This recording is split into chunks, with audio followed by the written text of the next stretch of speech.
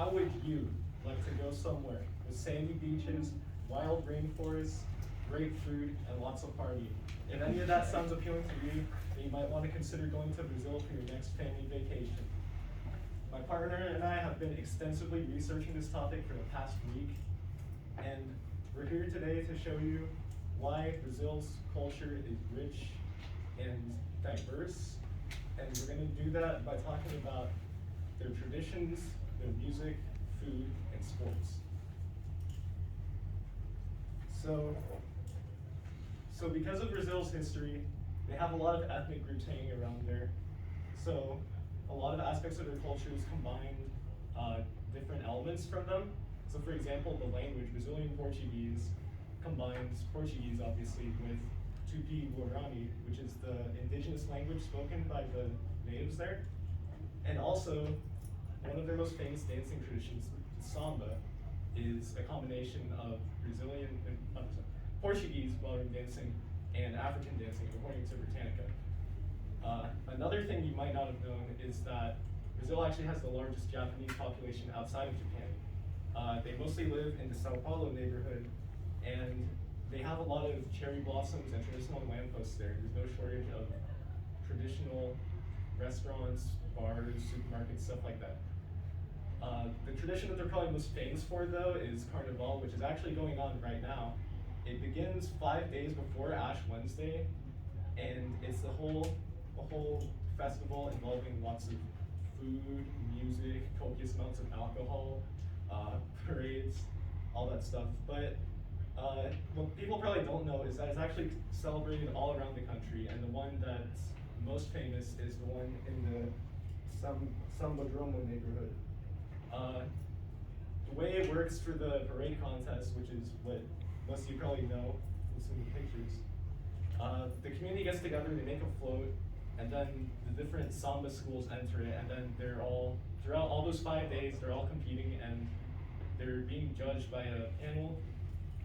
And another thing to know about Carnival is that historically, African slaves were freed on this day, according to Britannica as well. So overall, Carnival does a good job of showing why Brazil's culture is so diverse and rich. But samba music isn't the only thing that Brazil is known for. One of the other genres of music that's most notable from Brazil is bossa nova, which is a combination. It's the best way to describe it to someone who doesn't know is it's like elevator music. It's a lot of like classical guitar, drums, bass, piano. It's really chill stuff though. It's used in a lot of movies and soundtracks and stuff. It's really versatile. Antonio Carlos Jobim, no, João Gilberto, one of the most prominent bossa nova artists, he said that bossa nova is like, it's not sadness, but it's a touch of sadness. So like, since it's chill and it doesn't have lyrics, it can have like a melancholy tone. So it's like a versatile feeling. So you can listen to it while you're studying, or like when you're depressed and you want to like drown yourself in that kind of vibe. But yeah, you should definitely check it out later. Some good artists are João Gilberto and Antonio Carlos Jobim. But there's also other notable genres of music that come from Brazil. Even if they're more niche, they're still just as interesting and also do a good job of showing why they have a rich and diverse culture. For example, there's axé, which is a mix of African music, Caribbean music, and Brazilian music. And it has like, it's more chill, but it's also upbeat, so it has like a good energizing feel to it. There's also sertanejo, which is like, it's kind of like country music, but for Brazil, but it sounds really similar to American country, which I thought was really interesting.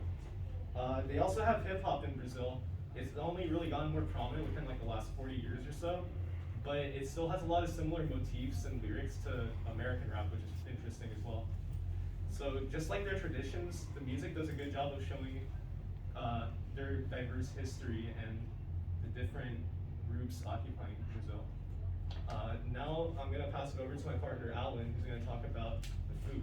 Yeah, with this unique music, you also have its unique food, of course.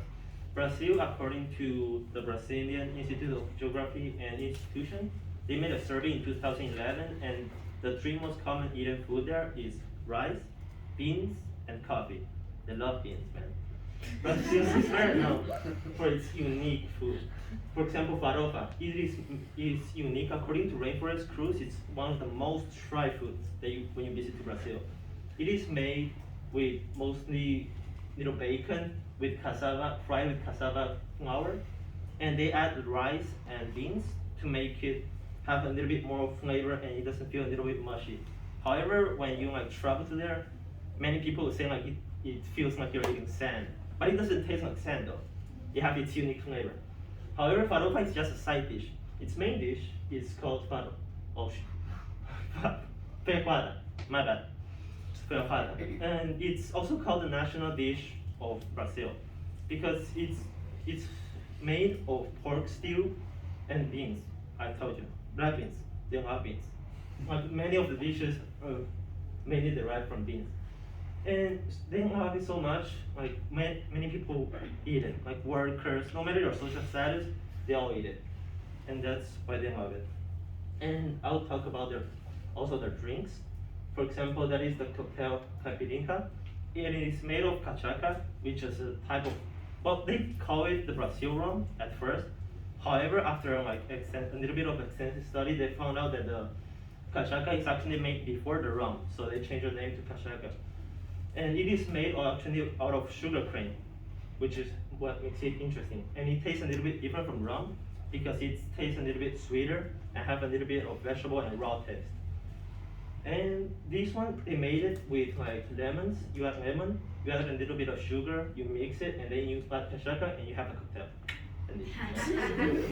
Now, however, it's not only alcohol that they make. As I said, according to this graph, around 2017, they're like the 1/3 of the coffee producer is made from Brazil, from all over the world. So they're like one of the it is the number one coffee producer. Now, even with the unique food, they also have other unique things like sports. And when you talk about Brazil, the first thing you think about when it comes to sports, obviously soccer, man. Come on. And it is known as the country of soccer because, well, soccer for you, football for them. It's different translations. For football, because when you go to Brazil, you find kids playing in the streets. You find like the workers or like adults talking about the matches everywhere. And when you see like sometimes go to a restaurant, you will see like the employer give the staff time out so that they can watch like the football game.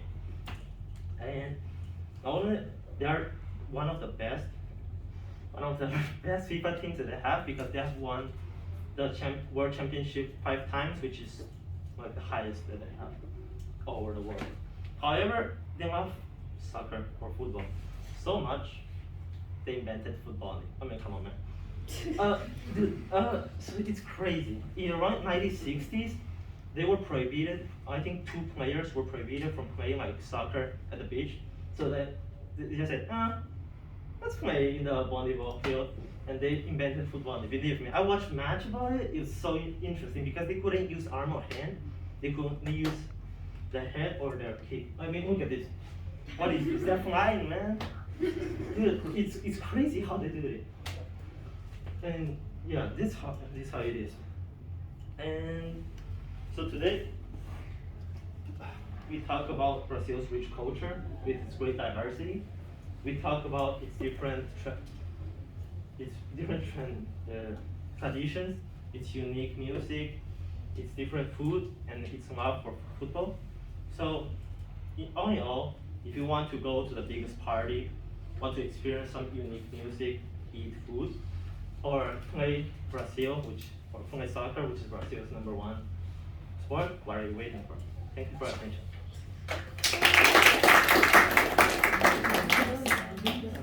Great job. I loved all the pictures. Really aesthetically pleasing. Very, very almost minimal words on the screen. You both really did a good job of elaborating and kind of tying it back to the United States. It was very conversational tone, very free-flowing. Good job. What else did we like about the presentation?